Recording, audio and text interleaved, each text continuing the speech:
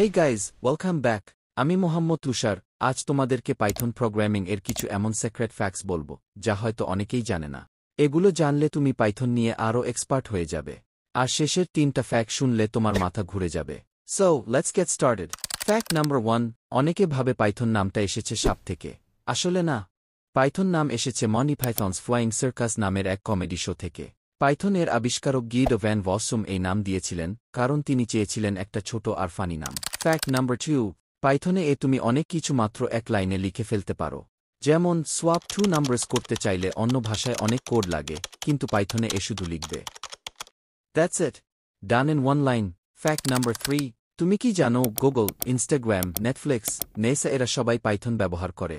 এমনকি artificial intelligence, cyber security আর hacking tools তৈরি করতেও পাইথন ব্যবহার হয় সবচেয়ে বেশি। ফ্যাক্ট নাম্বার 4, পাইথনের ভেতরে অনেক হিডেন কিওয়ার্ড আছে যেগুলো অনেকেই জানে না।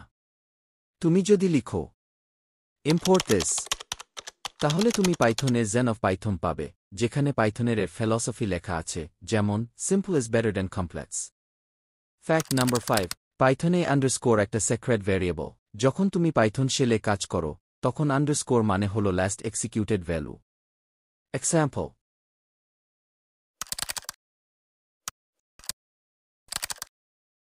অর্থাৎ আন্ডারস্কোর আউটপুট ধরে রাখে। ফ্যাক্ট নাম্বার 6, পাইথন এখন সবচেয়ে পপুলার প্রোগ্রামিং ল্যাঙ্গুয়েজ।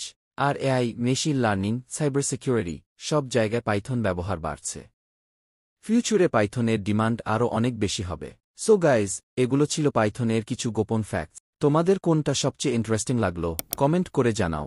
আর যদি এরকম প্রোগ্রামিং সিক্রেটস জানতে চাও তাহলে অবশ্যই সাবস্ক্রাইব এবং ফলো করে পাশে থাকো। See you in the next video. By.